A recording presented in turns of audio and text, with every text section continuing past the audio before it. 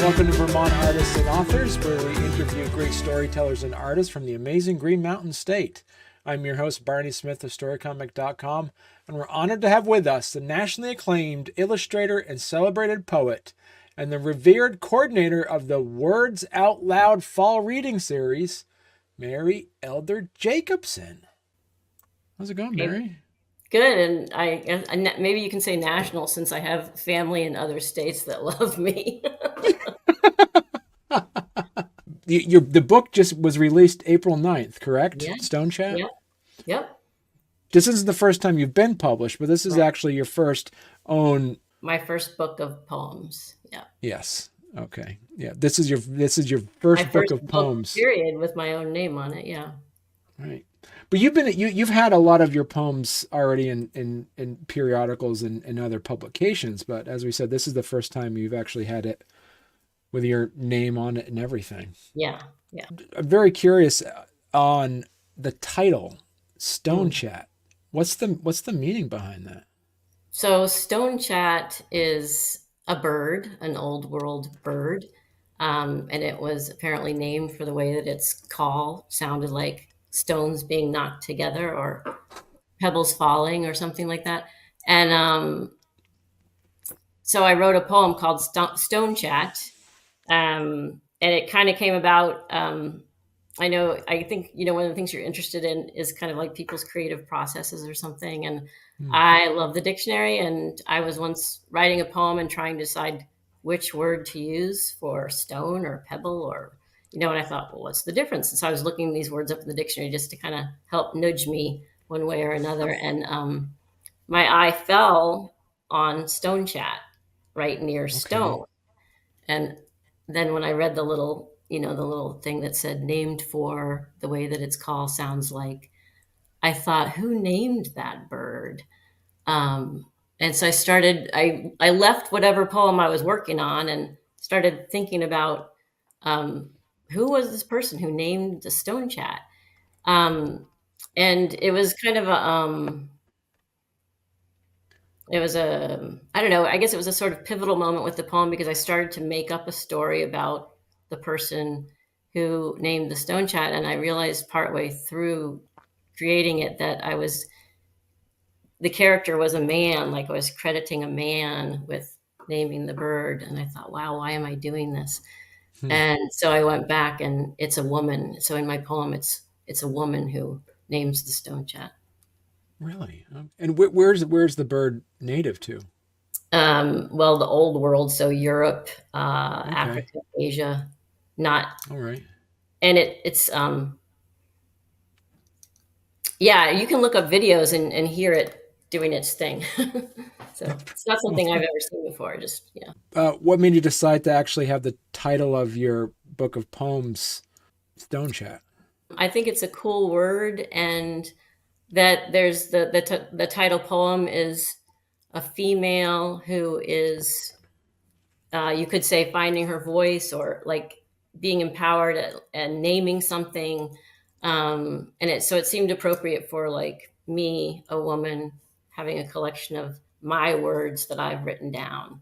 And then lately I've been thinking, I don't think I thought about this a while ago, but I was thinking about, stones being knocked together, that's a kind of conversation. It's also kind of like these topics and things that we experience coming up against each other, the tough things that we encounter maybe, and then also the song that we encounter. So we sort of have both the tough and the songful, and poems in conversation with each other that maybe like that, those stones knocking together is kind of a conversation.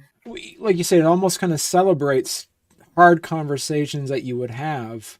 At the same time, after those conversations end, it actually ends up creating something more beautiful afterwards. Yeah.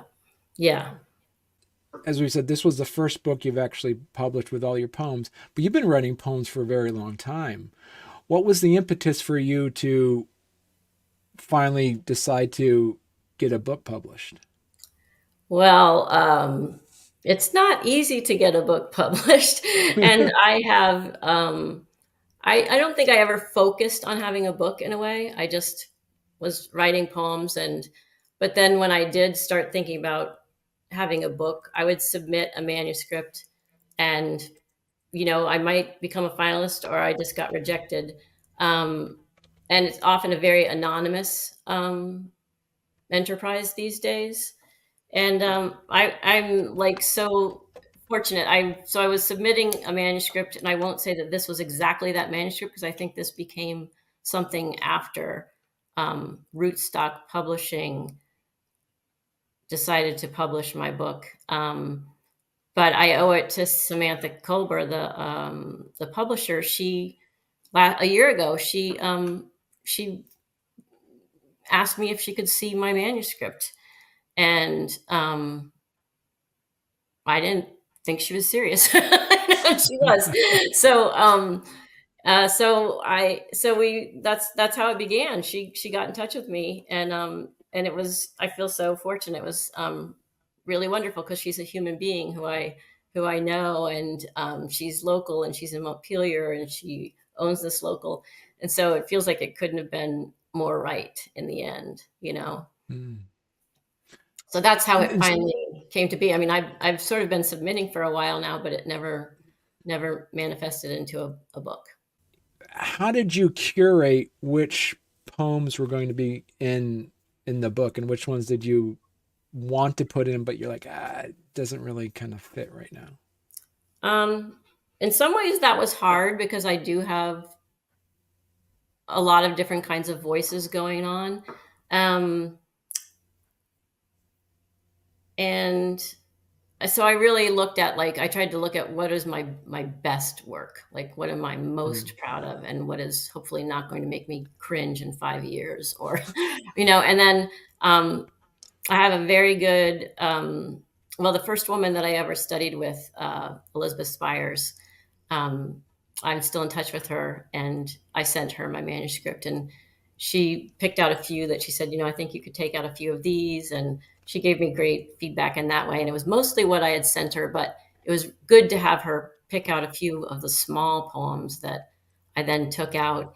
And then it ended up there's a lot of elegiac pieces, and I had lost my father more than 20 years ago. So I already had that going on. And then um, after I met with Sam, like 2 weeks after I met with her, my mother passed away last Mm. June. And suddenly there was like another parenthesis for me, sort of like there was Right. father poems and there was mother poems. And I think that kind of gave me a certain way of directing it, but that's not entirely what the book is. But it Right. did, it did sort of, and it was actually really exciting to think of a person that I knew, that was Sam.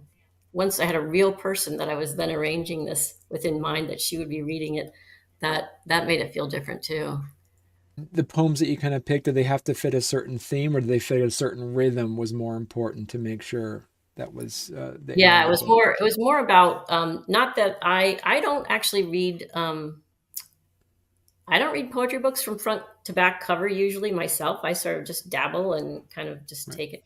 But it helps me to arrange this by turning the page, if what would feel okay after that one. And part of that had to do with, say, having something mournful or elegiac, but then having something kind of funny or kind of quirky, or written in another voice of an animal, or personifying sun. Like, so it gave me some way to kind of, okay, not so that I didn't have something harsh after something else, that would have a good segue.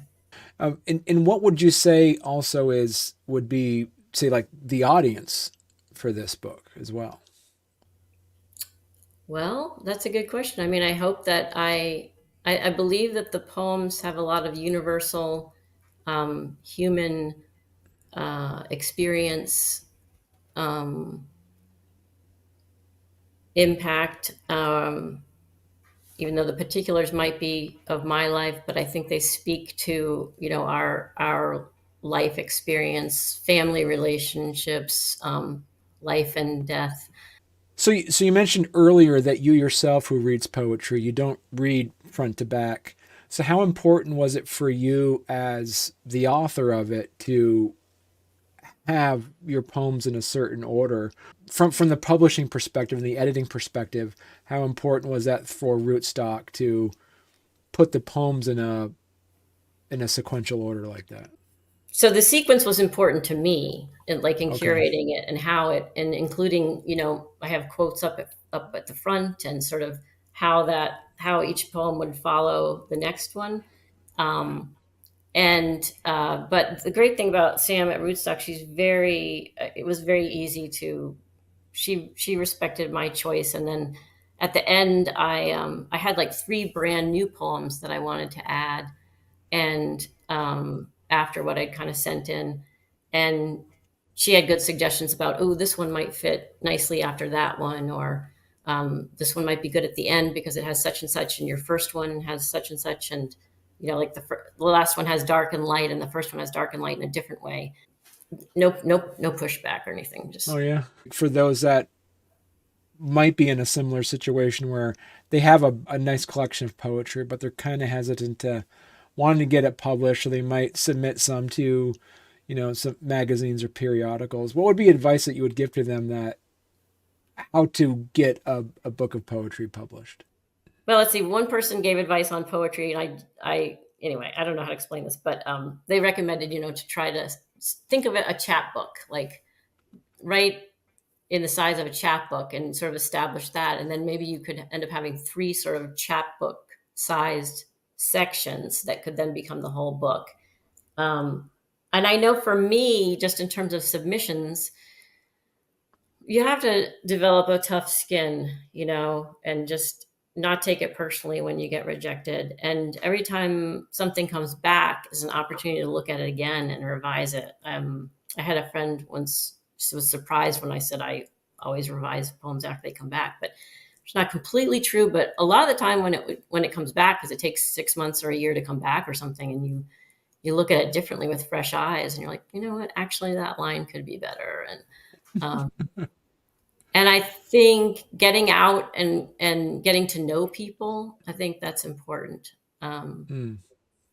that's, at least I like it when the world works that way. Right. And so also as an illustrator, are you the one that designed the cover as well? No, no, No. no, I did not. But I'm so thrilled that this is the cover. So this is by a Swedish artist named Christina Anselm, Okay. and she she kind of came into my family's world when her cousin lived in Annapolis, around the corner from my parents. And so my mom was able to see the neighbor had some of Christina's work. Um, and it's just wonderful. And so the original of this print is actually very large on white paper, and it's like 2 by 3 feet. Wow. And it was my mother's, and now it's mine. It's framed in my living room. It was in my mom's house. And I once I got the idea, I was trying to think of something that might have a bird element, but I didn't want it to be Hmm. really, birdy, and was looking for things, and suddenly remembered this piece and as I said, my mom had passed away, and it was still down in her house. Once I had the idea of this for the cover, I couldn't lose it. I just really wanted this piece of art. But I thought, well, how the heck am I going to get it? How do I do that? It's under glass. It's 11 hours away. And fortunately, I had a little old kind of exhibit catalog of Christina Anselm's that her cousin had given me. And I looked in it, and this print was in it. And so I have a friend who's a designer, and she was able to scan it. I wasn't sure if it would be high res enough or not, and it was. And yeah, so I'm thrilled, could not be happier with the cover. Sort of similar to your design when you work with pen and inks as well. That's what made me wonder about that. Well, I admire her work so much. And if anybody mistakes her work for mine, then that's a huge compliment. But yeah, and I have a couple of her other prints, and one is called Sleepwalker, and the first poem in the book is called Sleepwalker, and it was inspired by her print. As of this recording, you're also going to be in a few days. You're going to be also part of the Poem City.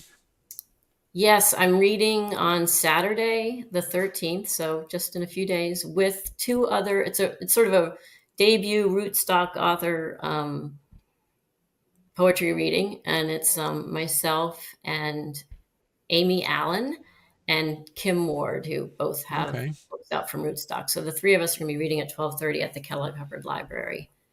It's kind of fun to think about, like the three of you all together actually have some elemental titles to your poem books as well. You got Mountain Offerings, you got Stonechat, you got Fire on a Fire on a Circle. So Circle, it's yeah. yeah. I haven't read their books yet, and I've met Kim, but I haven't met Amy yet. So I'm excited to kind of be in the same room together. And then the Right. three of us are also reading at the Norwich bookstore. I'm looking at my calendar. I think it's the 24th. Um, Okay. and then I'm doing a little thing in Adamant, part of Callus, called a Sonnet Circle at the little Adamant Community Club that we did last year, and people liked it, so they asked would I do it again. So I'll just read for a bit, and then people can come and bring a sonnet by themselves or by someone else. It's just a kind of a casual read them aloud in Right. that little old schoolhouse, which is fun. Right. Now, Mary, do you want to read one of your poems for the Sure. listeners and viewers? Yeah. I was thinking if you asked me, I wouldn't know what to read. So we we could do free association. You could throw out a word, and I could see what. Or I could read the Stone Chat poem, or I could read Yeah, the read the Stonechat poem, sure. Who first thought to name it? Who first heard its cry? Before she heard the stone chat, did she stoop at river's edge, the weight of an infant pack heavy on her back, her blistered feet blessed by the water's foaming eddies? Did she ask what sort of pebbles fall that they may sound like birds singing? When she first heard the stone chat, did she hear the rhythmic whisper her broom saying into air, moving its patterns across the dirt floor? Did she pause long enough to notice the design her body and broom had wrought out of the dry earth, the straw combed hearth at her feet, the way the ribbed dirt lay like a tablet before her? Perhaps it was then that she squatted down to trace her name in the blankness. Then, when she called the lines her own, connected sound to sight, and heard again the falling pebbles, their music drawing her eye to an open window through which she saw, on a wavering branch, small and copper breasted, amid white flowers and dark berries, the song's true source, to which she listened, then wrote beside her name, Stone Chat, Stone Chat, Stone Chat. So, Mary, we mentioned earlier too that you're also an illustrator. What's next for you now that you've got the bug on publishing your first book? Is there other ones in the works now too? Well, there's always other poems happening. I don't know what will be next. And illustrating has been sort of like here and there over the years, but I do wonder sometimes if I'll do something with illustration in it. When I was little, I always wanted to do a kids book, and I don't know that I'll do a kids book, but I could see now doing some combo of something. Not quite sure. Well, so Mary, congratulations on getting your first book published. That's exciting, and Thank you. you have gotten amazing reviews already and feedback from the book. So, highly recommend for all of our listeners and viewers out there to please go ahead and check out Stone Chat, and definitely if you can, or order it from your local bookstore and ask your local library to put it on the shelf as well. Yeah. Yeah, thank you. And I'm really honored and humbled by the various words that have been coming my way. So it's just been really lovely. Thank you. Any final comments, Mary? It's been nice talking to you, and thanks for having me.